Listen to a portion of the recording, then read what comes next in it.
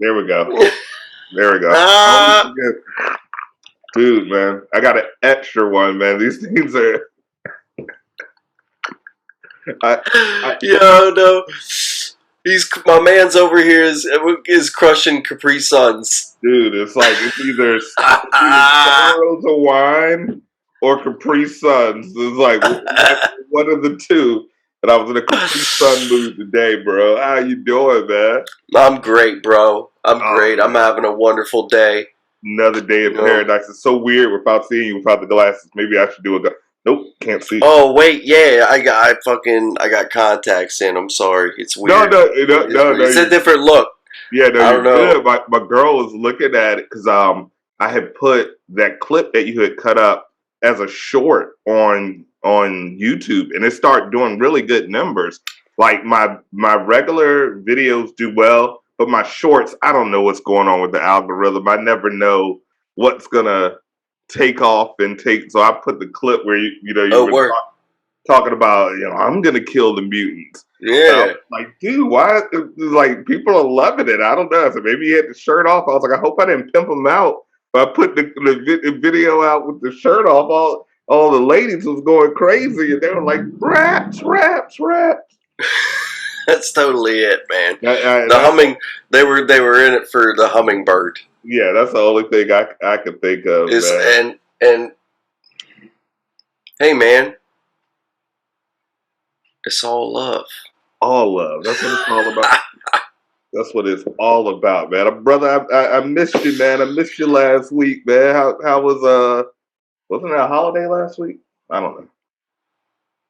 I can't remember. I smoked too much. I don't think there was no happy Honda days. Yeah, it was. I felt there was something. I don't know. Doesn't matter. So we got some good raps reads. We got some good Doctor Strange multiverse chat, man. I'm excited. Ugh, so let me pop the cherry on this Pacific Capri Sun. We can get into it. Everybody keeps saying I squint too much, so I'm trying to keep my eyes on. Now I feel like Samuel Jackson, like I'm about to say, it's too many motherfucking snakes on this motherfucking plane. Ezekiel 25:17. The path of the righteous man is beset on all sides by the iniquities of the selfish and the tyranny of evil men.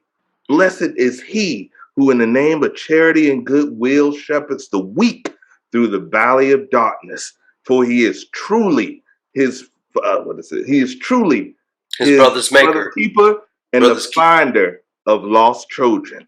And I will strike down upon thee with great vengeance and furious anger those who attempt to poison and destroy my brothers. And you will know my name is the Lord when I lay my vengeance upon thee. My favorite, dude. Wow. Oh, man. I love that shit, man. I remember I did that shit in a drama class that I did not take seriously. We were supposed to do a monologue. I did every fucking part in the movie.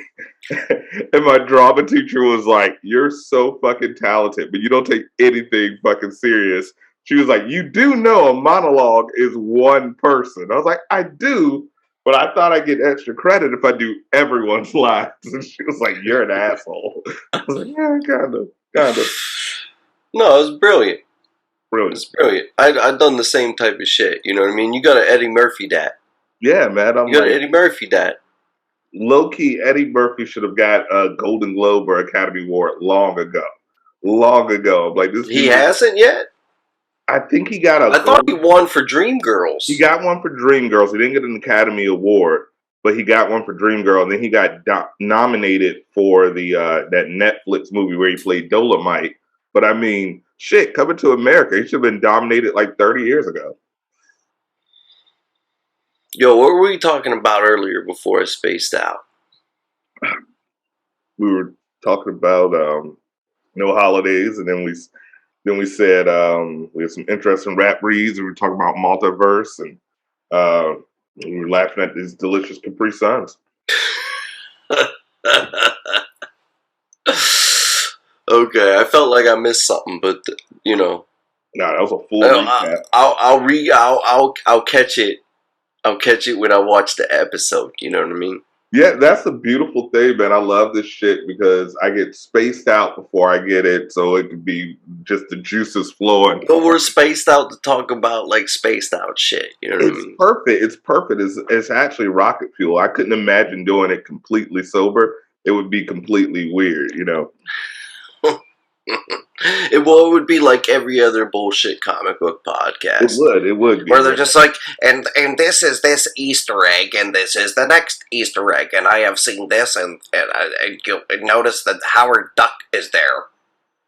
It always, those shows, and I look at a lot of those YouTube podcasts and things of that nature, but it's always funny because to me, I'm like, what audience are you talking to? Because the average person doesn't care about that. And the comic nerds like us already know that. It's no... But them motherfuckers still get millions of views, bro. Yeah, they do get millions of views, man. And a lot of it, I think, is because they started ahead of everybody else. You know, they got on that YouTube wave ahead of everybody else. So they had an opportunity to build a audience before it became all about algorithms and reels and things of that nature. So it's kind of like the people who got in early on Bitcoin. You know, they're worth, even though it's lost all the gains it made last year, they're still, if you bought it when it was half of a cent, you're still fucking loaded. So it's just getting in at the right time. But I'm a firm believer over quality content, over all that stuff. And like I said, with you and I, and bro, my man is crushing Capri Suns. Turn it around. Turn it around. Yo. Turn it around. Coach, come on. Normally I have the partnership. Something like that. But Capri Sun, let me tell you, you guys have raised a strong brown boy who grew up, who didn't have all the advantages of real fruit juice that some households had. But what we did have is the solid 1% fruit juice of the Capri Suns, all natural ingredients except for the sugar and all the other ingredients that are completely. It's hard as fuck to stick the straw in, bro. Dude, man, I had an easier time losing my virginity than putting in a straw with the Capri Sun, because these shits. And if you lose the fucking straw, it's a wrap. You got to throw the whole thing away. I was looking at a 85 South podcast the other day, and they kind of do the thing where they're in the trap and they're in the hood, and I love it. And the guy's like, yo, hand me over one of those Capri Suns. So he hands a Capri Sun. And I seen him do the most barbaric, savage shit I've ever seen. He gets the Capri Sun, he pulls a pair of scissors, he cuts that bitch, and then he pours it in a cup. And it blew my mind. I rewound it about 3 times, and I was like, either A, he's so homophobic that he was like, I don't want anyone to see me sucking on the straw. Me, I'm extremely comfortable with my sexuality, so for all the fans, that's for you. Secondly, it's a very tiny straw. It's a very tiny straw. It's nothing demasculating. There's barely a straw there. Secondly, if you actually open up a Capri Sun, it's completely disgusting. It's just like, it looks like sewer water. There's no coloring. It's just water and whatever pack of Kool-Aid flavoring they put in. But goddamn it, they don't go hard. So I may have ruined a potential advertisement for Capri Sun for us, but hell, I'm still drinking it for the love. That's beautiful. Beautiful. All right. Have we actually started the episode? We haven't given an intro yet, but that's the beauty. That's the beauty of it. That's the beauty. We come in wherever the hell we want. I always come in weird, and then we'll do the intro. So let's do it. Welcome to the Unnamed Comic Book Podcast. I am one of your magical hosts. I am on the Illuminati of this fun, wonderful podcast, and I thought you were frozen for a second, but I realized you're not. It's your boy Marz, and with me, the incredible, the Raps. Raps. There's Johnny Raps. Johnny Raps in the house with Marz. Johnny Raps, your boy Marz, and we are back again for another episode of your favorite podcast that talks about all the comic book shit in the world. And we are having a blast. We're letting you get some raw, unfiltered footage as we come in completely raw, because as ODB would say, oh, baby, we like it raw. Raps, Bro, how's it been, brother? How's it been? How's this week been treating you so far? it's living the dream, man. It's living the dream. It's what it is. It's just another day in paradise. You got to sample that. I always say. Yeah, like I don't even know. It's been great. It's been great. I'm busy as fuck, and I'm happy to just sit down with you and forget about it all and talk about superheroes and comic books and Capri Suns. Yes, sir. Yes, and sir. Capri Sun, all natural ingredients, Pacific Cooler, available in your local grocery freezer. But 1%, 1% for 1%. But that 1% is better than 99% of tap water, which is an alternative. So I'm all about the Capri Sun. So man, I've been doing good too, man. Busy as hell, but glad to have this respite to chat about my favorite topic in the entire world, comic books in the world around them. So let's get into it, man. The thing that people come for, the people, what they tune in, they need to know. I know you got some hot shit for us. Oh my God. What's on your Raps Reads, man? Let's start it off early. You're going right into it. All right, Raps Reads.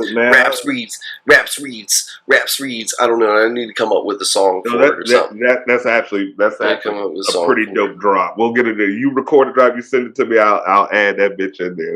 That's a pretty dope drop. All right, I'm gonna work on it.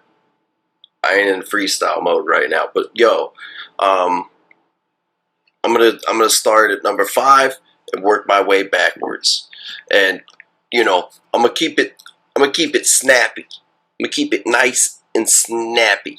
Okay, so number 5 is the Fantastic Four Reckoning War Alpha. Oh man, it's a one-shot by Dan Slott, and it was published back in February. So I just want everybody to know that I've done a lot of catching up. Marz and I haven't recorded in a couple weeks. I've done a lot of catching up, and this is something that I just randomly picked up, and it ties back to one of my favorite crossovers ever, which was the original Sin, which was a totally unexpected favorite of mine. I almost didn't pick that thing up, but I'm glad I did, because I was just book. Yeah, I was the title didn't intrigue me at first, but I picked it up, and in short, folks, it's all about Uatu the Watcher, right? Uatu. How do you say it? Do you say Uatu or Uatu? I used to say Uatu, but then when they did the What If series, they clearly said Uatu the Watcher on the show. So that's what they say on the show. Yeah. So if Feige says it, I just go by whatever Feige says. Okay, so we're going with Uatu. Uatu. Okay, it actually rolls off the tongue much nicer than Uatu. Sounds like something my mom used to say, like, you ought to clean that motherfucking bathroom before you leave the house this Saturday. You ought to. You ought to. Fuck you, man. Oh, girl, you ought to. You ought to. Come on. So, you get me off track. Fuck. So, yes, the Reckoning War Alpha. One shot. Dan Slott. One shot. This is what happens. It's like the first time we've seen Nick Fury since Original Sin. Right. So in Original Sin, what happens, guys, is this bad guy named the Orb, which is this dude that has a giant eye for a head, coincidentally, comes across the eye of Uatu the Watcher, which has been taken out of, removed, removed from his head, in short, and when he comes in contact with it, he does something that makes everybody in the Marvel Universe see everybody's secrets. So all these characters learn things about each other that it's not like everybody's secret. It's not like every secret, but they learn certain things, right? That lead to like a whole bunch of like spin-off miniseries, cash grab bullshits. Marvel go to Marvel. Yeah, it's like there was one where fucking Hulk finds out that Tony Stark is somehow behind the bombing that changed behind all the shit that went wrong there and stuff. They've done that a lot with Tony Stark. I remember he was responsible for Sentinels. He was responsible for they want to turn him to a bad guy so fucking bad. So yeah, so that story, Original Sin, it ends really with Nick Fury becoming, I'm not going to give the details of that story away. Y'all should go read Original Sin. Just go read that shit. If you're a real Marvel fan and you want to know what's going on, read Original Sin. But it ends with Nick Fury kind of ceasing to be Nick Fury, and he becomes the herald of the Watcher, basically. And so he's like living on the moon with Uatu, but I don't remember seeing him, like I don't read every single Marvel comic that comes out, but I haven't seen him since then. And, he's kind of the hero of this one shot. So that's very cool to see, like, Nick Fury come back and when the Fantastic Four run into him and they're like, holy fuck, Nick Fury, like, what are you doing out here? Why you look so crazy? He's like, bad shit, man, bad shit. I've got long, crazy white hair now, and this is white Nick Fury, by the way, right? White Nick Fury, but his head shaved, actually. Nice. And he's been wearing like a cloak thing. And then when he takes it off, his head's like completely shaved. Is that the one where he was like chained up to? Yes. Yeah, okay, yes. So, yeah. The story, it kicks off from there. But the Reckoning is basically the name of this group, that is the name of this race. I forget what the race is called, but this is what happens. Way back before creations of creations upon creations, there was the Watchers, but they weren't the Watchers yet. They were just these omnipotent beings, and there was this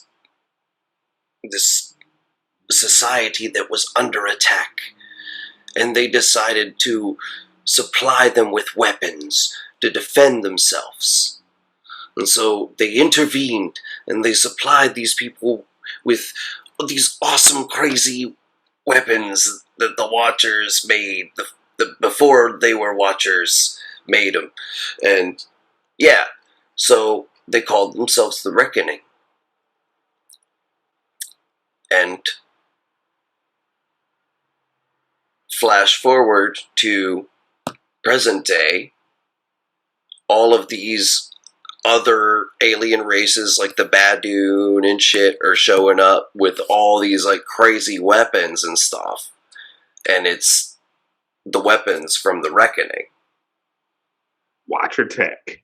Yeah, Watcher Tech, which the Reckoning, the name of this terrorist, like fucking intergalactic terrorist group that has the potential to destroy the universe, is like just pawning off these weapons to people. And so that's how we know the Reckoning is coming. Nice. And that's how we know that they're back. They've never been heard of before. You know what I mean? I don't know if I gave a good introduction. Did that all make sense? It made perfect sense. Now, mind you, I'm somewhat familiar with the story. So, but yes, I think all the Unnamed comic book, because we want to give you guys what you want to read without spoiling for you. We're not. Yeah. I'm not trying to give the whole thing. I would give them like what you're not going to read most of what I said. That was like a setup. Go back and read Original Sin. But so for the Reckoning War Alpha, basically it introduces the concept of the Reckoning, and it introduces the fact that the other Watchers are really not cool with the fact that Uatu is still intervening in certain things, because, you know, that's why they're the Watchers now. That's why they're the Watchers, because they gave these people weapons and then, like, they went and, like, started fucking people up. So it's awesome to get a backstory behind, because the Watchers have been around, God knows, since forever. But they never really given a reason why they just watch. You know, is it a strange kink? But now we know. No, it's because they fucked up. They fucked up and almost eradicated the universe. From now on, they just sit and observe and rarely. And I was hoping we would get, and we'll talk about that later when we talk about Doctor Strange, but I was hoping we did get the Watchers somewhat live action in one of the Guardians, like in a quick cameo scene with Stan Lee. I forgot about that. That's good. So we know that they exist, but I would love to get a proper live action, especially the way that they have, you know, Commissioner Gordon Jeffrey Wright playing him. They got to do it. He's done a bang up job. We talked about that last time we recorded. Awesome. Yeah, bro. So to wrap up this Reckoning War pitch, the fuck was I? This shit's so convoluted.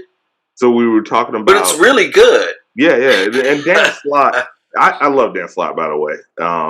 He's probably one of my favorite comic creators of the last 5 years.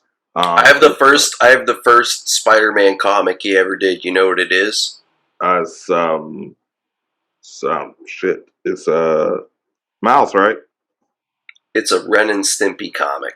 Oh, Jesus Christ. It's a Ren and Stimpy comic from the early 90s. I haven't watched Ren. It was before he was like, it was before he was anything. That's crazy. You idiot. It is Spider-Man versus Powdered Toast Man. Jesus Christ. And that's why I say it's the first, because he wrote the first run of the Ren and Stimpy comics. Yeah, that was still reading like cartoon comics at that point. So I still would too. Like the TMNT, they had their comic books. Used to read the G.I. Joe for some reason. You would have thought I was going to grow up, maybe because I lived in a military town. I used to read the G.I. Joe comics. I read G.I. Joe comics. Yeah, and they were way better than the TV show. The TV show was just a toy commercial. Now that I look at it in retrospect.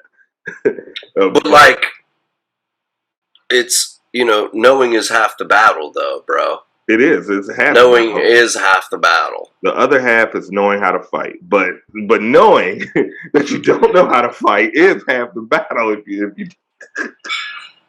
oh God, yeah. So the reckoning is fucking shit up, and the Watchers don't like how Uatu keeps intervening in the Marvel's universe, which leads me into my number 4 Raps reads. Number 4.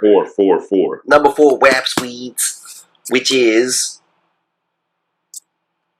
The Reckoning War Trial of the Watcher, which is another one-shot that follows that up, and it just goes really deeper into, you know, some of the things that you don't see in the Reckoning War Alpha, and it really is like, you know, the other Watchers put Uatu on trial for his intervening, But the coolest thing, bro, is it's a what if. It's totally a what if. I love what if. And so they fucking, like, what they do is they Clockwork Orange him, and they put him in a chair and make him watch. Make the watcher watch. They make the watcher watch what would have happened if he never intervened when Galactus first came to Earth.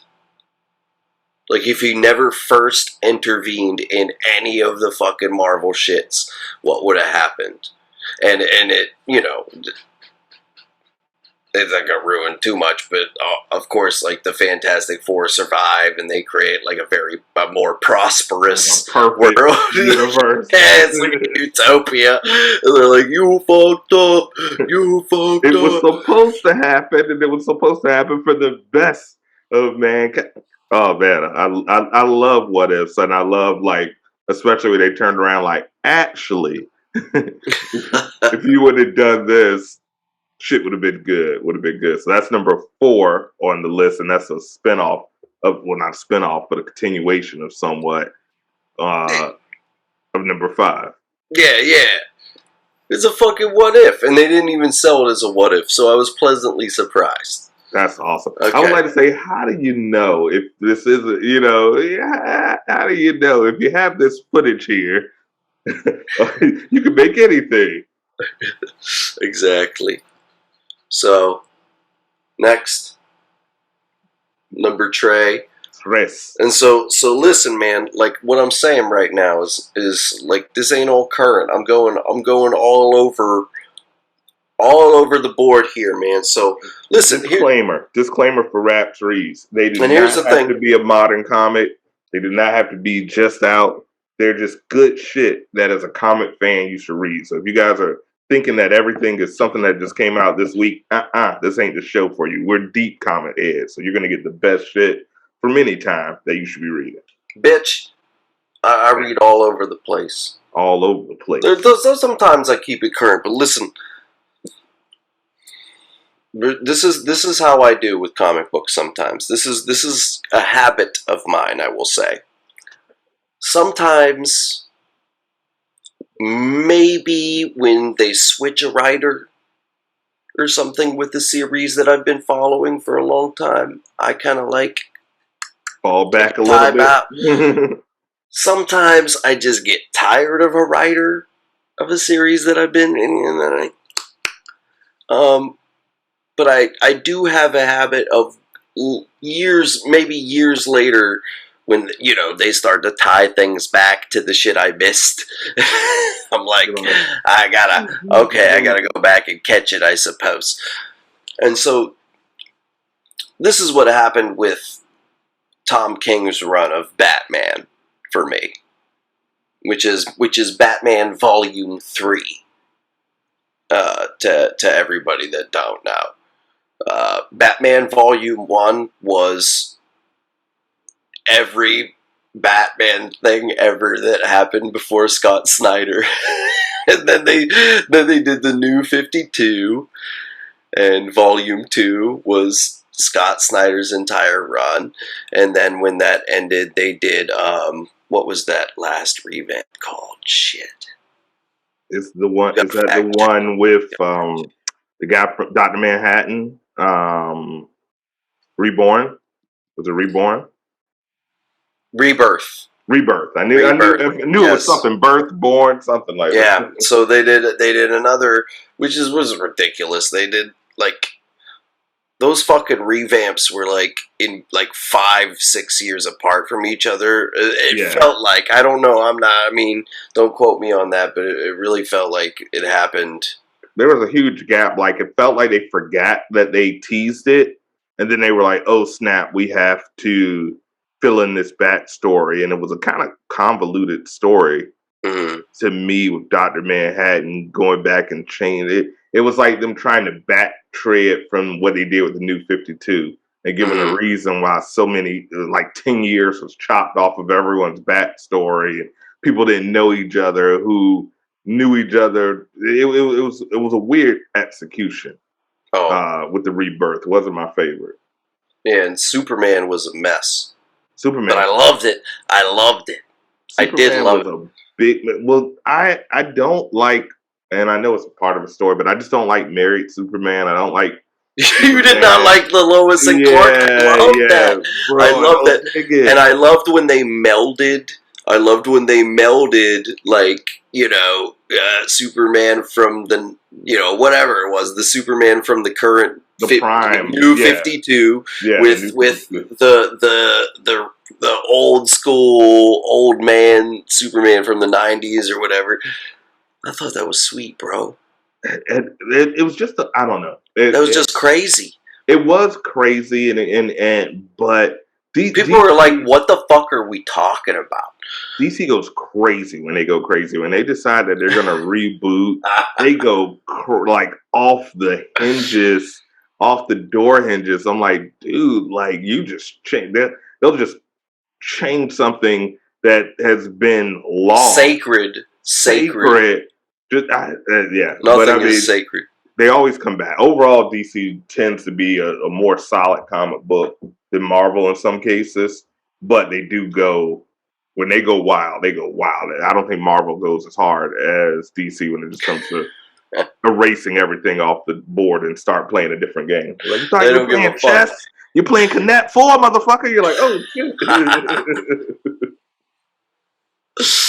Yeah, bro, so, you know, Volume 3 is Batman Rebirth, basically, which was started out written by Tom King. We're still in Volume 3. Thank God they haven't rebooted again. But we're still in Volume 3. It was written by James Tynion IV after Tom King stopped, and now it's, you know, I feel like they're doing like a trial run, like every arc is with a different writer. So, anyways, the Tom King run. This was the first thing I ever read by Tom King. So I did not know his style coming in, I will say. And he is very, you know, out there. Well, you know, it's very much a style. Yeah. And to me, like, after a certain point, like, each issue was becoming gimmicky in its own way. Also, there was this buildup of this relationship between Batman and Catwoman where he had proposed to her and they were actually going to get married. Right.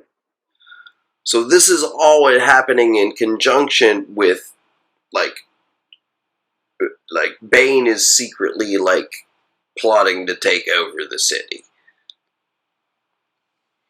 And, like, I'd been reading this whole, like, there was this huge build-up to the marriage issue. And that was issue number 50. And I'd been off and on about this series the whole time. I have every issue up to them in singles. And then the marriage issue, I was like that was determining whether or not I stayed. I mean, that was going to determine whether or not I was continuing to subscribe to the comic. And dude, I was blown. It was like a whole bunch of, like, single panel pages. Like, it was just a page. And it was like every time you flip the page, it was like the next version of Batman and Catwoman that fought each other, starting from, like, the olden days. So you saw, like, all the different costumes, evolution, and but it was not worth fucking, like, $8 or whatever it was, dude. It was because it was a huge issue and it was just all that nonsense. And then it just ends with her not showing up at the altar. Knew that was gonna happen. And then you think all this other shit is about, because there's obviously more going on than just his relationship with Catwoman. You think all this other shit is going to go down, and it just doesn't. And it's the big 50th issue. And then, not to mention, the same month, they were publishing in X-Men. I believe it was X-Men Gold, where Shadowcat was going to marry Colossus. And the same month they had their marriage special, and Shadowcat left Colossus at the altar, and then Rogue and Gambit were just like, well, fuck it, everybody's gathered, so we'll get married instead. You love that, because if I was like Colossus, I'd be like, we're going to talk about compensation. I understand we are friends, but I paid many rubles for wedding, and occasion and girl who can't touch just come take place. Don't sit well with Colossus. Colossus heartbroken, may break Gambit's spine, you know. Exactly. So, but that was far more entertaining. That was far more entertaining to me than what happened in that Batman issue a week later, published a week later. And I was just like, God damn it, man. And I just stopped reading the comic. I stopped. And then I came back later because they did, what is it called? The fucking City of Bane, or Bane War, or I think it was City of Bane. Yeah, I think it was City of Bane. They Some did shit, Joker Riddler War, and then it was City of Bane. So yeah. Yeah, something like that. They came back and it was like Bane was running all of Gotham like he do. You know what I mean? I think they were trying to very much emulate what had just happened in the movie. What happened in that third movie? They were Dark Knight Rises. They were using some elements, some of the original elements of that story that weren't used in the original Nightfall. You know what I mean? Because yeah. I feel like this was the Rebirth's version of Nightfall, in a way.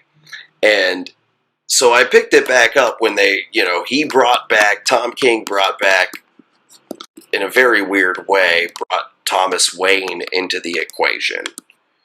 And, Thomas Wayne basically set up Alfred to be murdered by Bane. And Alfred was murdered by Bane in front of Damian. Like, Damian was forced to watch. Some sick shit from Grandpa. It was some sick shit. So I was glad I jumped back on. Right. That shit was crazy. To be honest, like, as a critic, I would say, like, I don't think anything that the Thomas Wayne character has been doing is true to that character. I think they, like, took him from the original Flashpoint and just took him completely off the rails. Yeah. Where he was like, I feel like he was still a virtuous character in the Flashpoint. Maybe just, He was Punisher light, I would say. He full on Punisher now. Yeah, he wasn't as active as Punisher. It was like, I am just going to kill you. He was like, if you get killed, it is what it is. So I'm not gonna, and I carry a gun. So, but and I read that comic book story, and I noticed too, it felt like the writing from Flashpoint, he lost all virtue. Yeah. Like, this Batman probably wouldn't have helped the Flash. He'd probably been like, dude, get off my property, or to bust a cap in. Yeah, it was like very out of character for what I know of that version of Thomas Wayne. Right. But I still enjoyed it, and I've always wondered what happened in the interim between me stopping. Was it worth it? And the shit was real cheap on Amazon, so I bought that shit. And I bought all the volumes that I missed because I was in a Batman mode. And, I'm sorry for not supporting the comic, but I do support my comic shop. I spend like $100 a week at that comic shop. So, but anyways, yeah. So this is what happened. So it's Batman Scott Snyder trade paperback volume 8, Cold Days. And actually what I used to, sometimes you evolve as a reader. Okay, you evolve as a reader, and you learn after reading so much of a certain writer's stuff, like what they were going for at a certain point in time. With, for example, Grant Morrison, perfect example. He's my favorite comic book writer of all time. The first time I read a Grant Morrison comic was when he started doing New X-Men. When he picked up the main X-Men run, like he was like the Jonathan Hickman back then, right? Right. I read that first issue. I had been reading X-Men since like for the entire 90s, bro. Never missing an issue of both series, Uncanny and X-Men. Astonishing. Yeah. I just hung it up right then and there. I was like, what is this like random fucking reboot that like all of a sudden they got costumes like the movies and shit. But then I came back to it like when I was a more mature reader, right, and realized like what he was going for. And it was after I had read like his Batman and Robin series, which was brilliant. And that was how it was introduced to Grant Morrison. Then I went back and I was like, oh yeah, this new X-Men, oh my god. And it got me like, and then I just had to go back and now I'm just the biggest X-Men fanatic in the world. And I got every X-Men book you could fucking, anyways. Cold Days, brilliant. I mean, get the whole trade paperback, but it starts off with a brilliant story where, but basically due to being left at the altar, Batman was pissed off enough to like beat fucking Mr. Freeze to a bloody pulp. And then Mr. Freeze is put on trial for murdering a handful of people. But after Mr. Freeze is put on trial, Batman realizes that something was fishy about those murders, and it might not have been Mr. Freeze, and that somebody had set him up. Whoops. And in realizing that, he somehow ends up on the jury. And so it's a whole, like, it's like 3-4 issues of a jury deliberation where, like, Bruce Wayne is in there, like, steering everybody towards letting Freeze off because he feels so super guilty about beating the shit out of Mr. Freeze for the wrong reason. And I just think it's fucking brilliant. That is brilliant, and probably one of the most underutilized aspects of Batman is that in most cases he has more power to do good as Bruce Wayne. They kind of touch on it in the movie, but you really don't, like, this dude is an ultra powerful, connected billionaire that knows Superman. Like, you could probably just be president and make some laws and fix Gotham and the rest of the country too. But he's like, I got this. I wrote a couple of things, and I love Batman. I'm like you, I love Batman. But sometimes I'm like, is he really the hero? Or is he just like a really rich dude that is like, if Elon Musk and Joe Rogan merged into one person, he's like, I can fight like Joe Rogan, but I've got Elon Musk money. I'm going to go out and I lost my parents and did something bad. And you put all that together and you're like, I just go out and beat people's asses and train minors to beat people's asses. And you really start digging He's psychotic. He's psychotic. And that's what they got into with the movies. Yeah. And I'm like, dude, he's in the Justice League simply because he pays the bills. What's your superpower? I'm rich. I'm rich, bitch. I'm rich, bitch. So also, 2 more things about this trade paperback. You will also see Nightwing get shot in the head, and you will see KG Beast get his neck broken for it. Nice. Moving on. Those are big ass spoilers, but still read it because it's, you know, it's cool how it happens. You know what I'm saying? And then next on Raps Reads, and this is, I think, number 2. This is number 2. Number 2. I'm taking forever. This is Savage Avengers. Yeah, brother, this is good. This is good stuff. Savage Avengers Volume 4. I don't know if you can see it because it's in the plastic. Slide it back a little bit. There we go. There you go. Savage Avengers Volume 4. Have you read Savage Avengers, bro? I haven't read it yet. No. Give me the shit. Give me the shit. Tell me about it. All right. You know how I love Jerry Duggan. Yes. We talked about that. We talked about his X-Men run. Offline and online. Yeah. Okay, so there are a number of books that I just can't even read in singles because of how gripping it is to me. Like, I wouldn't be able I would not be able to wait for the next issue. Like, so I gotta read them in chunks. Gotta wait till everything's out so you can. Yeah, and that's why I like the trades, because they come out like 5-6 issues a trade. You know what I mean? Yeah. So that's how I read like Immortal Hulk, because the cliffhangers to every one of those books was just like excruciating. Yeah, exactly, excruciating, and the whole. Well, most of the Donny Cates Venom series I read that way too. Jerry Duggan writes Savage Avengers. I read Savage Avengers that way because it is that crazy, that compelling. It is basically Conan the Barbarian teams up with the Marvel Universe. Nice. It's a Conan the Barbarian teams up. That's holy shit. That's good stuff. Yeah, he finds himself in the Marvel Universe fighting.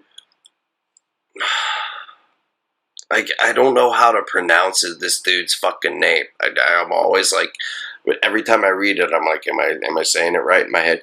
Kulan Gath. Kulan Gath. He's also a Doctor Strange villain, but he's a villain in the Conan books apparently. Yeah, well, that's where Gorath, who's also a Conan creature, hence why they had to change his name to Gargantos in the movie. We'll talk about that later, but when they merged those, there's a lot of crossover between Conan's characters and Doctor Strange characters. Yeah, well, thank you for that. And then, so anyways, yeah, Savage Avenger, you gotta read it, guys. I love the whole fucking series. It's just, it's crazy. It is savage. It's very savage. It's very, well, one of my favorite terms to use on this show is ultra-violent. And it is ultra-violent. Bananas, baby. So we love that ultra-violence. Yeah, baby. But Volume 4, trade paperback of Savage Avengers, King in Black. It's the King in Black tie-ins. And oh, it's so glorious because it's basically Conan teams up with Deadpool. Nice. And a symbiote. Nice. Yes, because in the first volume of Savage Avengers, it's a time displaced adventure, somewhat, and so they meet like a Venom symbiote, but it's a Venom symbiote that was on Earth way before prehistoric Venom. Yeah, way before Venom symbiote. Right. For some reason, this one ended up on Earth first and had been there, during the whatever medieval fucking evil fucking sorcerer times. You know what I mean? So in this one, yeah, basically Conan reconnects with that guy, which makes sense because it's King in Black. And but I'm getting ahead of myself. He reconnects with that guy because it makes sense. It's King in Black. But before that, the issue basically starts with Conan being thrown into the drunk tank because he was starting fights at the bar with no name. And who else is in there but Deadpool? Perfect. Literally, the way they break out is Conan smashes Deadpool through the bars. Like he was like, oh, because Wolverine's in the first story arc with him, right? And he was like, oh, you're like the man with the claws. You can heal. I can see that, because he like tries to beat him up or something. He's like, oh, I see you heal. So he's like, it like sticks him through the bars. He's like, all mashed up and fucking shit. And yeah, so that's how they bust out. It's just that, it's that kind of zaniness, and it's very dark, and it's just great storytelling. So I love that one. And I'm not gonna tell you anything else that happens. And then number 1. Uno. Raps reads. Well, do we have any questions about the last one?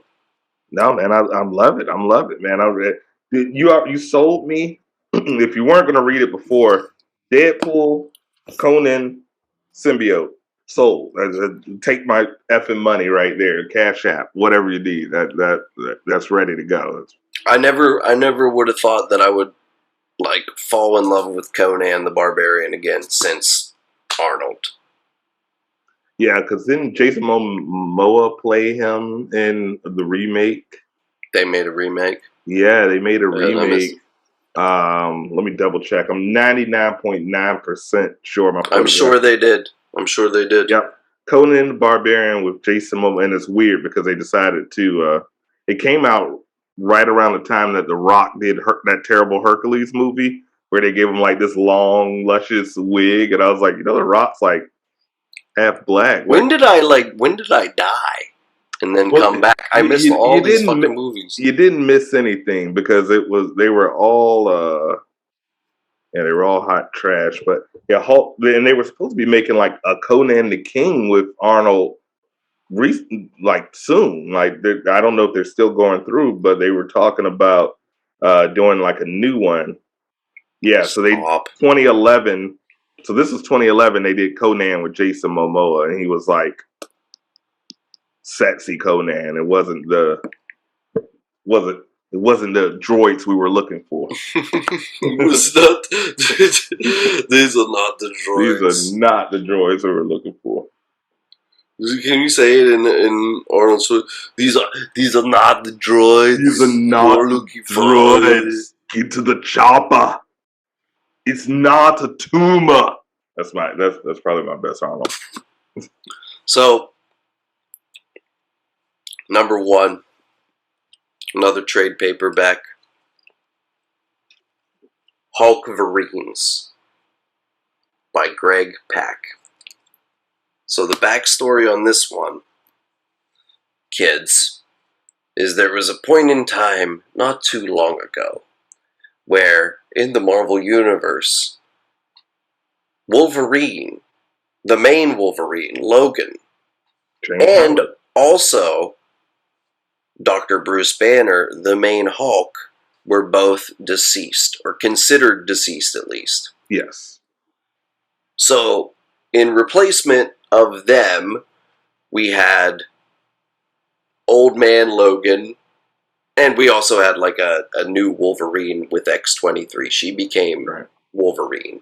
Like she was in the Wolverine. There was a battle for the title of Wolverine. And X-23 and Sabretooth, which was weird that he was fighting for it. But that was the thing. They had a series called Weapon X. Right. And that's where the main character of this book is introduced, Weapon H. So it was a crossover between the Weapon X book, which was a team of like Wolverine leftovers. I don't know how else to say it. It was, like Laura was on the team, yes. Laura, Sabretooth, Havoc, and then we had Deathstrike. No, Havoc wasn't there. Deathstrike was there. Warpath. Yeah. And I think Wild Child, don't quote me on that, but it was very much the leftovers. Yeah. So it was a crossover between that book and Totally Awesome Hulk, which was Amadeus Cho version of Hulk, which was also brilliant. Right. And it was basically, Greg Pak wrote both of these books, so, you know how they do. Yeah, he was doing a crossover between both his books, much like Dan Slott would do if he was writing Spider-Man and Fantastic Four at the same time. So, yeah. That story results in the creation of Weapon H, which is a Hulk-Wolverine combo character. He's like a big gray Hulk with spikes coming out of him, and he's got 3 giant claws on each hand. And he's a good guy. He was built to be a killing machine, but he decides, no, I'm going to be a good guy. My heart says, even though I'm a totally perfect killing machine, I want to help the world. So, fast forward to, everybody comes back from the dead, comic book kids. Of course. No one's truly, nobody ever dies. No one ever really dies. You don't even die. No. Kill yourself, find out. We're all energy. Like, you haven't seen Flatliners? Keith Sutherland says we definitely don't. So, Hulkverines is when the original Wolverine and the original Hulk have come back from the dead, and they're both like, who is this Weapon H fucker? It sounds like a hemorrhoid medication. It is so great. And they go to fuck him up, but the whole thing has been orchestrated by the leader. So it's great. It's just great. Read that shit. Everybody read everything I talked about. Read it 10 times, 20 times. Marvel, pay me for pitching shit hard. DC, I know you can't pay me, but it's cool. Oh, right. They have some Discovery money that they need to get back. Pay my man Rap all his royalties. He needs that because he deserves it because he's promoting that shit. People are loving it. Those are the top 5 Raps reads. Check those motherfuckers out at your local comic book store. Tell them Rap sent you. Buy those shits and put in the comments if you read them, if you love them. And we like feedback. If you said Raps, that book sucked, let us know. If you said Raps, that book changed my life, and you have recommendations, let us know. Smash those comments and let us know. We want that feedback because this is for you. We're for the people. We are for the people. It's all love. It's all love, man. Thank you, man. Some of those books I'm familiar with. Some of them I'm check those shit out. I am doing a comic book run this weekend, so hopefully we'll have some footage. I'm going back to my old stomping ground, Atomic Comics in Hampton, Virginia. Haven't been there since I was 10 years old. No, probably 15 years old. So we'll see if it still smells like Yu-Gi-Oh cards and virginity when I go in there. But I can't wait to check that bitch out. You're slaying me, man. Absolutely. So, man, the next segment, and it's still the #1 movie. It's been out for 2 weeks now. We've had an opportunity to look at it, had an opportunity to digest it, and now we're going to talk about. It's been out 2 weeks, so we're going to go full spoiler. We're going to go full thoughts, and then we're going to talk about full future, what we think is going to happen and what's set up by this movie. And Raps, tell the people what movie we're going to be talking about right now. Doctor Strange and the Multiverse of Madness. Also known as Doctor Strange Mom. And essentially, that's what the fuck it was all about. So let's dig into it, man. Have you seen any of WandaVision prior to going into this? Okay, all right. Perfect. I think you really should. I think everybody really should if they care. I think if the last time you seen Wanda was at Tony Stark's funeral and you haven't seen WandaVision, you are going to be fucked going into this movie. So yeah, you're going to be like, huh? Like, damn, how did you go from talking to Hawkeye about no one ever really is gone, and to the totally badass Sam Raimi classic horror villain she became. So let's start from the beginning, man. Let's talk about our thoughts.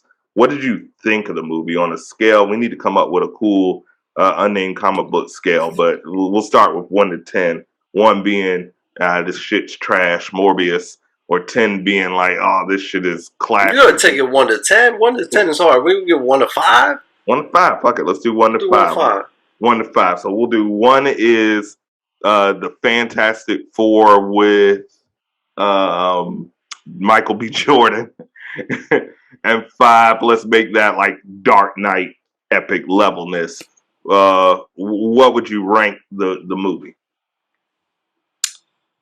I mean, dude, I'm gonna give it like 4.3 or something like that. Like 4.5. It's really good movie. It is a really good movie. I hate to compare one movie to another, but in comparison to what I've seen this year, you know, for me personally, it was not as mind-blowing as the Spider-Man movie. It was not as mind-blowing as the Batman movie, but it was very mind-blowing. And what I like about it is I didn't know if it was just going to take us, like, if it was just going to open all kind of doors to all kind of, like, multiversal crossovers, or if it was just going to, you know, like, peel back the next layer. And I think that's what it did. You know, we've had a lot of multiverse setup. We have had multiverse setup with WandaVision. We've had multiverse setup with, well, we've had multiverse setup basically since the first Doctor Strange movie. Yeah. So, and again, they just peel back another layer, which I thought was great because it wasn't overwhelming. It wasn't a fucking Endgame or something.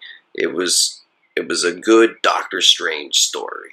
Yeah, and it was solidly a Doctor Strange movie. I had a fear that, like you said, it could be like an Endgame thing where they're just throwing in characters, because when you open up the multiverse, you could. I really thought potentially we would be seeing Nicolas Cage. We would be seeing characters from like all that shit, everything. Shield, Daredevil, wherever. But it would have been a mess. And it would have been a mess. So I'm glad that it was a focused Doctor Strange movie. Yeah, and from the dip, you know, they give us America Chavez. Like, that's the first thing you see is Miss America fighting for her life. And, you know, of course I turned to my lady, I'm like, that's Miss America Chavez. And she's just like, and she don't give a fuck. No frame of reference for what that is.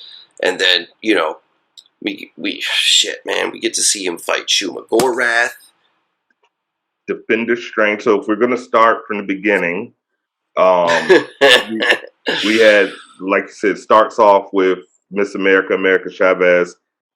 Automatically, like, credits roll up. She's like, oh shit, I'm on the run.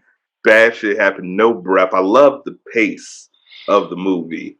It was no fat on the movie. I know they said they cut like 45 minutes out, but I don't know. That's what you told me. That's what you told me. I wish I knew. I don't know where they got those 45 minutes from, because I feel like they left no fat on the bone. It was like, there was no foreplay. It was just like, wham, bam, thank you, ma'am, no Vaseline. They got right into it. And Ice Cube Strange, Ice Cube style, and Defender Strange, you know, ready to make the sacrifice play. Immediately, we hear that saying that our 616 and the grand calculus of the multiverse, your sacrifice is far more important than your loss. And you know, we've heard those words before, echoed time and time again for Doctor Strange. You know, he told a 16-year-old boy, I will not hesitate to let you die in order to save this time stone, Peter Parker. This has been who he has been. since his introduction in the MCU or multiverse, cinematic multiverse, whatever you want to call it now. So that was awesome to see that hold true with Defender Strange and this relationship to America. Oh yeah, man. Fucking rock, man. It was amazing in the Sam Raimi style.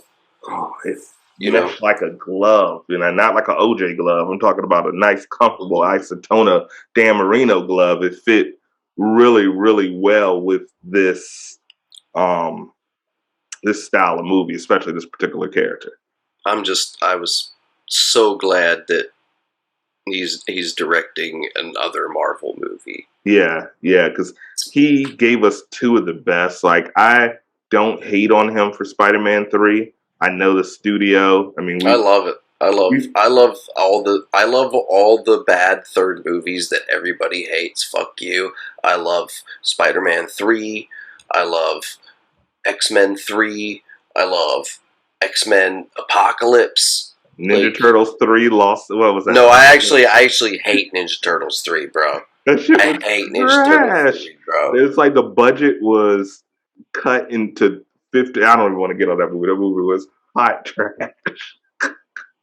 There's a reason why they didn't make a Ninja Turtles movie for a mad long time after that, bro. Yeah, it was. That shit was bullshit, bro. It was the Batman and Robin. The only cool thing about that movie was the figures, bro. Like having all the turtles in samurai gear and like being able to put them on horses and right. It's hard to go bad with a turtle figure, but it's easy to go bad with a turtle movie, and they went all bad. Sometimes I'm like, what type of shrooms were you doing? Like, how did you get there where you thought this was a good idea? So you mentioned he fought Shumagorov. We instantly go. He wakes up after Defender Strange because we're going all spoilered. I wouldn't say he sacrificed himself. He got just murked straight. And they didn't name what that beast was. At first, I thought it was going to be like Sidorak because he kind of looked. Yeah, like I don't know what the fuck that shit was, man. They never really named the demon. But they're looking for the Book of Vashante, not Ashante. I know I've seen some people say the Book of Ashante. Great singer. That's hilarious. The Book of Vashante. As soon as you open it up, it's like, baby, baby, baby. And Ja Rule's like, hey, come to my fire festival. Like, this doesn't help at all. Come to my fire. All of a sudden, you're transported to Fire Festival. And you have to live there forever. You open it up and it's just a slice of bread with cheese and a hut tent, and a hurricane tent from FEMA. You're like, son of a bitch. Damn it, the Book of Ashante. So we go to the wedding of 616.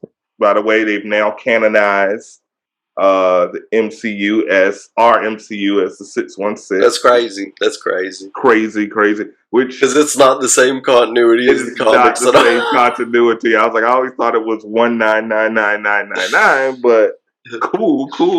This is interesting. It also makes it interesting that in Far From Home, Quentin Beck also said that our Earth was 616. How the fuck did he know that?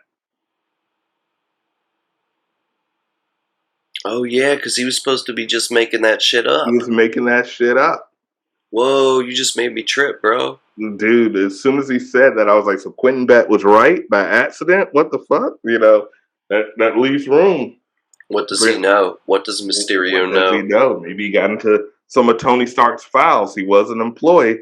Remember, Tony Stark had an Illuminati app on his phone in Iron Man 2. It's all connected. I'm gonna put some Star Wars shit. Some Twilight. So we have a pretty cool scene. Doctor, I can't remember the doctor from the first one. He gives a sick burn to Doctor Strange. He was Doctor Strange's enemy in the first one. Well, Mordo. No, not Mordo. The doctor, the surgeon. Remember, he goes. Yeah. And that dude, he's like, yeah, man, best surgeon and best superhero. Did you really have to get us snapped for 5 years? I lost my dog, lost my family. He was like, there's no other way. He was like, yeah, but you didn't get the chick though, huh? You're sitting here with me. Neither one of us got the chick. That was a sick burn. I would have turned him to a frog. Right in his face. Right. I would have turned him to a frog. Exactly. I'd be like, but fuck that guy. I even forgot about him, man. I forgot about him. Douchebag. They go through the wedding. Christine, she gives him it would have never worked. She gave him the cold shoulder. Like, yeah, I know you could be a superhero, but it would have never worked. And then, boom, right into the action. They look down right on the wedding. Shit's getting fucked up. Cars and buses are empty buses. Been to New York a couple of times, never seen an empty bus, but in the MCU, the buses are empty. We see buses flying through the air. We see America Chavez getting chased. There can't be blood. There can't be blood. And he whips his scarf out, floats down on one of the illest intro. He looked like Cisco in the Thong Song video, just floats down. And Gargantos. Get that strange. Love it when the magic goes. So we have Shumagorath in this movie he was clearly Shumagorath, but Gorath, I've said it like 17 times, but because that's owned by the Conan creators, they really didn't even give him a name. They just said the octopus monster. And pretty awesome battle scene. We got Strange. We got Wong doing some ill shit with whips that I've never seen before. Wong's off the hinge, yo. Wong's like slowly. Wong takes it to another level. Character. He is slowly becoming. He's the Sorcerer Supreme in this movie. He is he was in No Way Home as well. Because after, really, when you think about it, after Infinity War. When Doctor Strange got sucked into space, he was just like, I'm going to take care of he's like, he's gone. I'm just going to take care. We never saw him again until the end game. But, so yeah, he's the Sorcerer Supreme, and he deserved it, man. He was badass in this movie. He was badass. He clearly has the most reason because Doctor Strange is rash. What did you think about their relationship, the evolution of it? Because it started off kind of where he's like, you're supposed to bow on the Sorcerer Supreme, and he's like, yeah, I know. You hit him with one of those, Yeah, of course not. Yeah, I mean, I think their relationship has always just been fairly steady. Facts. Fairly steady. I mean, there's a part in the comic where Wong leaves. He's just like, I'm done with this. And then Doctor Strange, picks up another sidekick, this librarian chick or something. And then Wong comes back eventually. Yeah, I mean, I think their relationship was established in the first movie, and it's just carried through in basically every movie.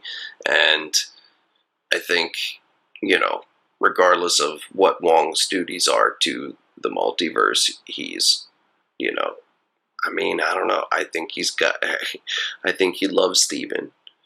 And yeah, they give me a very brotherly relationship, very solid, kind of like Happy and Tony, their relationship where they kind of play off each other, but they're dope. What about the horror elements, man? We talked about Sam Raimi, obviously one of the greatest horror directors and one of the greatest superhero directors. So it's kind of like, dude, who better? I mean, damn, I don't think anybody could have turned the Wanda that we know into a bad guy better. No, not at all. And fans, if you know the comics, you know that Wanda started out as a bad guy. Right. She was one of the original Brotherhood of Evil Mutants. Right. Which, of course, they couldn't do because of the stupid rights issues. They didn't own the rights, right. Yeah, so, and then she becomes an Avenger and stuff like that. So, in what they're doing in the MCU is pretty much the reverse. They started her up. Well, she was a bad guy. Started off her and Quicksilver were a bad guy, somewhat. And then they had, but, back then, she's just going behind people doing this. Making people have, bad mushroom trips. That was the extent of her powers. I remember they were like, he's fast and she's weird. That was the extent of her powers. But God knows, a few years later. So, yeah, I don't think anybody, could have done it justice better than Sam Raimi on that. And, of course, like, just all the shit with the Illuminati. There was so much stylized acting. What can I say? I love Sam Raimi. I love stylized shit like that. Like, some people don't enjoy the camp. I love the camp. I love the camp, and you need a camp, because there was some things in this movie that were downright. I went with my girlfriend, and we're looking at the movie, and I'm like, I don't think I'd take a kid. To some of these scenes, we'll skip forward. Like I said, it's full of spoilers. We're kind of just picking apart the movie and going what we like. Fast forward, as the movie is very quick. America, she gets saved by Doctor Strange and Wong. They have a brutal fight scene with Shumagara for Gargantos, or whatever they want to call him. Strange pretty much puts the toothpick in the eye, takes him out. It looks like an appetizer meatball. Takes him out, and she's like, "I'm from the multiverse. Demons are chasing me." And he's like, "The multiverse." They give a little hint to Spider-Man, so we kind of, he's like, "I know about the multiverse. I helped a guy named Spider-Man." We get some comedy, Spider-Man. Jokes. Yeah, some jokes. It's a spider web shoot out of its butt, which they say something about Ant-Man, and she's like, "How many bug-themed characters you got?" Right. So we get that. Marvel's used that joke a couple of times, but hey, that train's never late. Let's go for it again. It's a cheap humor. We see she proves that, and you can tell Michael Waldron wrote this, because this was straight out of Rick and Morty. He goes to the rooftop, and he's like, "Oh yeah, she's telling the truth. There I am, dead as a doornail," which most people would probably freak out. But he just kind of like, "All right, just take this body, put it in someone's ceiling. Hopefully, it doesn't smell bad." Can you imagine just living in that brownstone, and you're like, "Do you smell what the Rock is cooking? What is that?" And he's just like, "Nah, there's a rotting Stephen Strange in my wall, thanks to this jacket." It's only there for a few days. It's only there for a few days. It's fine. In the grand scheme of things. And they take it to right to the multiverse. So, we get right in on it, and she takes them there. Well, before that, they take her to Carmitage. Which we see in its full glory, being run by Wong. He's got the place whipped into shape. We see Mentoth, the Minotaur wizard. I didn't think they would go that far. We saw some awesome characters.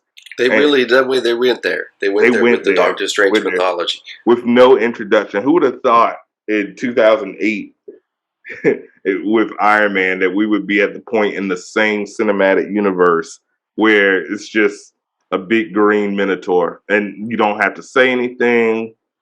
You don't have to. Nobody's like, "Who the fuck is that guy? Why is he there?" They're just like, "Oh yeah, he's a green bull. What's going on? Is that Merrill Lynch? I don't understand." And so Steven gets the good idea. He's like, him and Wong are like, there were runes on these demons, which means, and they're like a witch. And he's like, "I know a witch. I know the main witch. I'm gonna go holler at her." And tell us a little bit. What do you think about that scene? Because to me, it was hilarious how dumb both of them were during that scene, where they're just kind of spilling their guts accidentally. What did you think about that scene? This is when Strange goes to Wanda's orchid to visit her. And ask for help. Yeah, it was kind of weird and uncomfortable to me a little bit. It was really weird because he instantly called her out. If you remember, he grabs a flower and he's like, "Oh, it almost smells real." And she's like, "Oh no, it's real." She was like, "I am Wanda ain't magicking." Wanda don't magic no more. He's like, oh, okay, word. But we need your help. What do you know about the multiverse? And she's playing it off. She's like, yeah, Viz and I talked about it. Sound dangerous. And he was like, oh, it's real. Yeah, it's dangerous. Yeah, but the tension is there from the beginning. Yeah, because, she's thinking, okay, now I got to pay the price for what I did in WandaVision. And he's like, you brainwashed a couple hundred people. I don't give a fuck about that. It's New Jersey. No one cares. Let's talk about the multiverse. And the tension was, you could cut it through a knife because they're kind of playing checkers or chess with each other to see who's going to fuck up first. And Wanda, true to fashion, fucks up. She's like, hey, why don't you bring America here and maybe I can help her and we figure this shit out. And he's like, she's like, you didn't tell me her name, did you? And he was like, nah, I didn't tell you the name. So instantly shit gets real immediately. Mm-hmm. And we get to see what the Darkhold has done to Darkhold, which was formerly a pretty area with beautiful white orchids, and we're in the orchids or whatever you want to say. And we got this hellish scape. Darkhold has corrupted some shit. I love the Darkhold. Love the Darkhold, and we've seen it a lot in the MCU. We've seen it in Agents of S.H.I.E.L.D. If you watch that, if you looked at the other show, The Runaways, we saw the Darkhold in that, but they explained it by, there's a Darkhold in every universe, so that was easily explained. And, cut to the chase, she's pretty much like, hey, you're going to give me that America bitch in like 12 hours or I'm going to fuck shit up. It is what it boils down to. You're like, look, I've been real reasonable. And Doctor Strange is like, you call sending demons to get this young girl reasonable? And she's like, yes, very reasonable. It's like, do you know who the fuck I am? And he was like, real arrogant. He's like, yeah, you're the bitch with some fake kids. She's like, word? Word? Yeah, basically. Bet. So she comes to Carmitage in a straight up, it looked like the poop cloud from Green Lantern. She comes in, wreck shit. Best horror I've seen in any Marvel movie by far. Not even close. Because she's really messing people up. She's really messing people up. Like burning people alive, messing people up, like breaking necks, crushing heads, turning people into Play-Doh, that type of fucking people up. So the shit was gruesome. What's your final? You mentioned you gave it a 4.5. What do you think with the finale of the movie? And for those who've seen it, recap. Obviously, quick recap. They battle Illuminati. Let's before we get to the final. Let's talk about the Illuminati. Yes. Who was on the Illuminati? It was. I think it was fan service, but it was fan service that I enjoyed. They did it well. We got the Illuminati. We got Captain Marvel's friend from the Captain Marvel movie is actually Captain Marvel, but it's not Monica Rambeau. It's her mom. Her mom, right? Maria Rambeau. Okay, so she's Captain Marvel in this alternate universe, and Mordo is the one that brings Strange to the Illuminati. So Mordo in this universe is a good guy who is also on the Illuminati. He's their sorcerer supreme in that universe. Yes. Reed Richards from Fantastic Four is there. Played by my man Jim from The Office. Jim from The Office. People have been begging for it for... Now they got it. Now they had it. Now, tell me, do you think they're going to keep casting him, or do you think that was just to give people what they wanted and just... Yeah, I think Marvel is smart enough. You don't give people a steak and then they go to the movies and you give them a cheeseburger. You know what I mean? So I think they're going to get it. They're going to get it. I don't know if we'll get Emily Blunt as Mrs. Fantastic. I doubt that. Storm, but yeah, I think John Krasinski's good to go. So yeah, that was great, and Professor Xavier was there, played by none other than Patrick Stewart, which y'all know if you saw the last trailer. Yeah, and then, and then we got Black Bolt.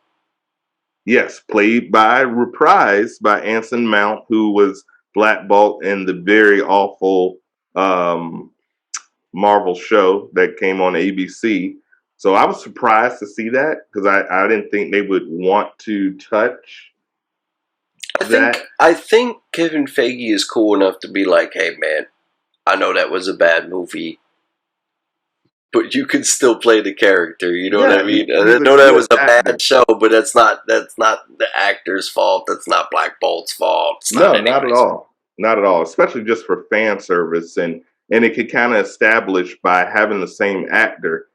You can say, oh yeah, that was just a multiverse. It sucked because it was a multiversal one, but this one also got his ass kicked. But it's the same guy, so I love that he gave him a chance to kind of redeem himself in full accurate Marvel costume. By the way, yes, it was a little tuning fork, everything. Awesome. It was Black Bolt. It was Black Bolt. It was Black Bolt. So we had. I think that was it. I think that was the Illuminati. There was six members. Oh no! Oh yeah. There was Captain Carter. Captain Carter, yes, Captain Carter, Captain Marvel, Mordo. Professor X, and Reed Richards, and I'm missing someone. And Black Bolt. Yes. So Mordo, like you said, Mordo takes him to the Illuminati, drugs him. He's a good guy, but he also, just like the Mordo in the 616, he's a stickler to natural law, and he's like, traveling to the multiverse is strictly forbidden. He takes him to the Illuminati at the Baxter Foundation. How fucking awesome was that? Combination, the Future Foundation and the Baxter Building. I see what they did there. And very nice catch. Very good eye. Yes. And we get a awesome... What do you think about the sheer arrogance of that Illuminati? And this is something we see in the comic books with the Illuminati. They're often arrogant. The whole World War Hulk was because of it. And that's why Black Panther was like, nah, fuck you guys. It's a bad plan. Yeah, man. Making the Hulk mad. I mean, that's their hubris, man. Yeah, their MO. That's it. They're awesome heroes until they decide that they can run shit. Yeah. Until they decide that they're above everybody, and then they get fucked up. And Wanda, like Hulk fucked them up in the comic. Yes, one by one. Like he literally came to the moon and was like, "Hey, where's that Black Bolt guy?" And Medusa was like, "One word," and he was like, "Bitch, he was like, "Is Hulk gonna have to smack a bitch?" went to the X mansion and was like, "Hey, dude," he just rolled up to the front door. The only thing that saved him was like, he was like, "Oh, it's only 7 of y'all anyway. Wanda then already whooped you guys. I'm gonna let you guys get a slide." But yeah. Oh yeah, that's right. It was after M Day. It was after M Day. For those of you that don't know what we're talking about, read Planet Hulk, written by my man Greg Pak, who wrote Hulk Verines, and then also follow it up with World War Hulk. Yes, absolutely. And then you'll know what we're talking about.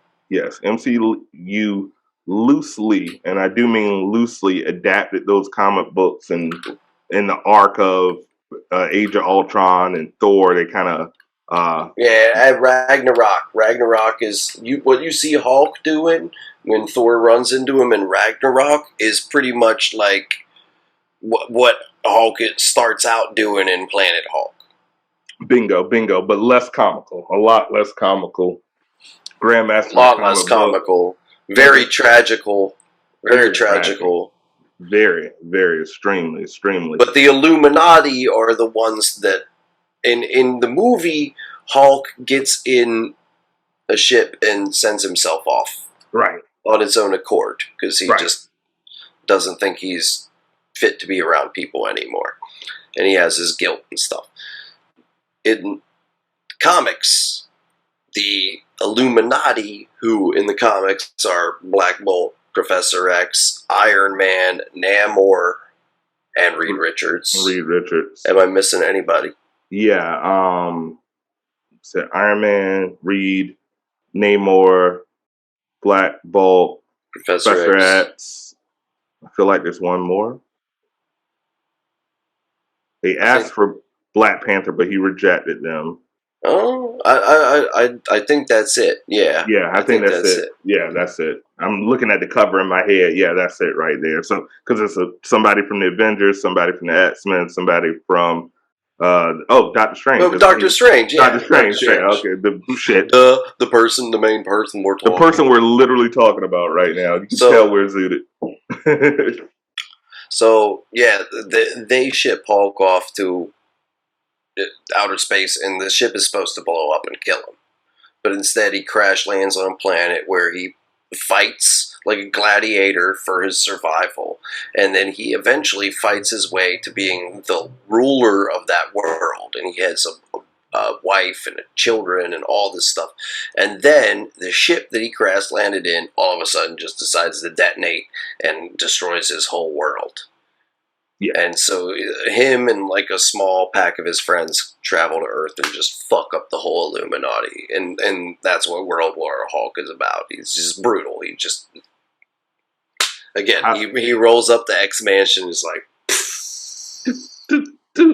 like an Avon lady. He just rolls up. And yeah, so check that out. And then you can kind of see the basis of the Illuminati and why this was perfectly on cue with their arrogance, and how that arrogance led to them being completely 100% utterly fucked up. I was gonna say fucked up. I was gonna say fucked up. So yeah, I love that. I love the casting. Would have loved to seen Iron Man variant of any. It could have been RDJ. It could have been anything. Everybody wanted the Tom Cruise. Yeah, even in the post-credit scenes, I don't think that we're not going to get that. I think they said let's not blow our load, because really the way that I thought it was going to be, I thought it was going to be like a multiverse trilogy ending in Multiverse Madness. You know, starting with WandaVision as part 1, No Way Home as part 2. And this is part 3, ending the whole thing with some elements sprinkled in from Loki. And this is just the beginning. Exactly, that's what I said. It was just they peel one more layer off. Where we've left off is in such a interesting place. What do you think this is going to lead for the future of the MCU? And there's a couple of places. There was a couple of keywords if you watch the movie that kind of give you a hint of where they're going. You want to talk about that? Bro, I want to know what you think. So, if you guys have noticed the movies, and if you don't know, check out Secret Wars. Incursions is the word of the day. Incursions. Reed Richards mentioned it at the end in the post-credit scenes. Clea, played by the lovely Charlize Theron, I think I'm saying her name right, mentioned incursions. And for those who don't know what an incursion is, so in the Marvel folklore, an incursion is when 2 Earths of a in the multiverse converge, and either both of them are going to be destroyed or one of them is going to be destroyed. There's no way out of it. And if they merge, then the whole, not just those Earths destroy, but that entire universe. Earth is the focal point of these incursions. And usually you can see that because there's a brief, I believe there's 12 hours where the planets, you can see each other. And it's like a nice red animated, which if you notice, when they went to the destroyed universe with the Senator Strange, that red outline of that planet, that was that. And you remember they said they started the incursion, and that's why they killed the Strange of the Illuminati universe, because in the effort to fight Thanos, they kind of, we're jumping around here, but I'll edit it nice and neat. The Illuminati pretty much told them, Strange is like, yo, we got to get ready for Wanda. She's a Scarlet Witch. She's coming. And they're like, nah. We're smart. You are the problem. And he's like, word? I don't think I am. Have you seen what she can do? They're like, we have a Wanda.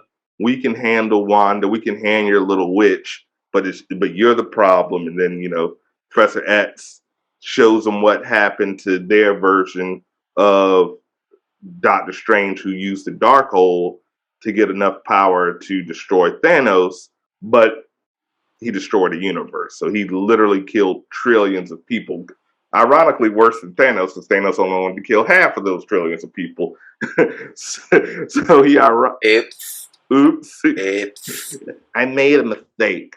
So unfortunately, on Titan, which was funny to me, seeing Professor X in his chair in Titan, like he went on the ship. This is weird. This is super weird. But I'm glad he got the yellow chair finally. I love the yellow chair. Thank God, because that was. I almost considered, breaking my back when I was young because I wanted a yellow chair. I'm like, dude, if you can get a yellow hovering chair, bro. Yeah, I didn't realize. I'll just sit there with a blanket on my lap, chill. I realized that I would have ended up with my family's budget in one of those Salvation Army used wheelchairs with the grocery store cart wheel on it. But and your pee don't work. And your pee. Well, they got drugs now. They got drugs. I might be all right. Okay, Lieutenant Dan. Okay. Yeah, they make it work. They make it work. But yeah, it was super dope, and I love the fight scene. Once again, jumping around Wanda, they introduced a new technique called not sleepwalking, dream walking,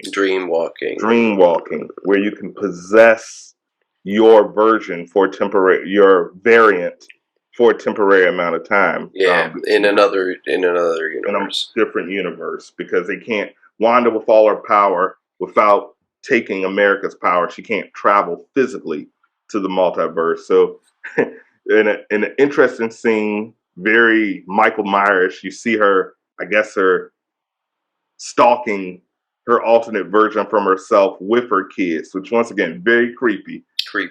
Very creepy. She possesses her, leaves the house in a pair of Lululemons and some jeans, and she's like, on to the Baxter Foundation. We hear the alarms going off, and Doctor Strange is like, there she is, and they're like, we got this. Don't worry about this. And the first thing that the smartest man in the universe, one of my favorite characters in all of the MCU, but that hubris, first thing he says to her, my friend Black Bolt, with one word. Like, why are you going to tell her that? Tell her the strategy. With one simple word can just destroy you. And he's just sitting there all smug and true to Black Bolt's form. And almost every comic book, he gets wrecked. Kind of like when Thanos wrecked him in Secret War. He gets, and to me, that was the most brutal death in the MCU. Yeah. It was actually very graphic. It was very graphic. I looked around like I wasn't a grown ass man. Like, is anybody did this go to a ratings board? He literally gets his brains blown out because she takes away his mouth. And you can, if you watch closely, luckily he had the full helmet on. You can see the brain explode and then kind of droop out the side of his head, and then leaves a huge dent inside of his cranium. And I was like literally eating popcorn out of my collectible Doctor Strange tin that I got from the theater. And I was like, I'm good with that. No more butter on my popcorn. Jesus Christ. Yeah, that was crazy. Crazy. Up next to get handed to him was Reed. Don't know what he thought he was going to do with this move. Turned him into spaghetti. She simply turned him to spaghetti. It looked like one of those Play-Doh. And then after that, Captain Marvel and Captain Carter kind of tag teamed her, but they lasted the longest, but it wasn't long. I don't know if Captain Marvel's dead for sure. Obviously, Captain Carter dead. She gets cut in half. She gets the whole what's my man from Star Wars? She got the Darth Maul treatment. Oh, they Darth Mauled her. They Darth Mauled the shit. After she says, "I can do this all day." Well, no, bitch, you can't. You actually can't. You actually can't. But where I was going, but the future, Secret Wars, man. Secret Wars is coming for sure. When? I don't know. Could be in 2 years, could be in 3 years. Obviously, we got a lot of stuff still left for this year. We have Thor: Love and Thunder, She-Hulk, which they released a new trailer for today. Oh, word! I gotta go watch it. Yeah, check it. It's gonna be like it gave me very Ally McBeal with Hulk vibe. So I don't know if we are the audience for it, but I'll definitely give it a check out.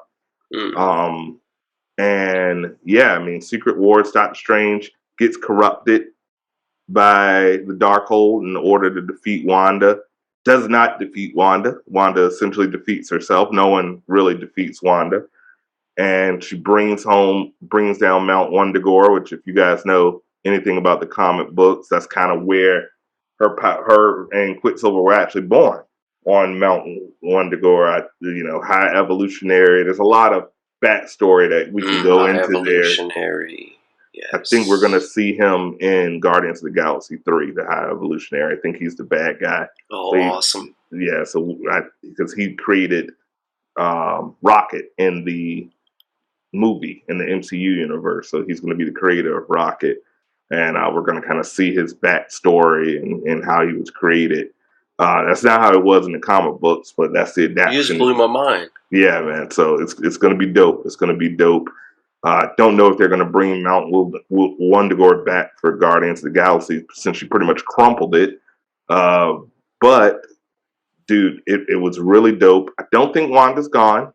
At least we've already seen a multiversal Wanda. And there's some other aspects. Obviously, Secret War is one thing. But before Secret Wars, I'm thinking Avengers versus X-Men.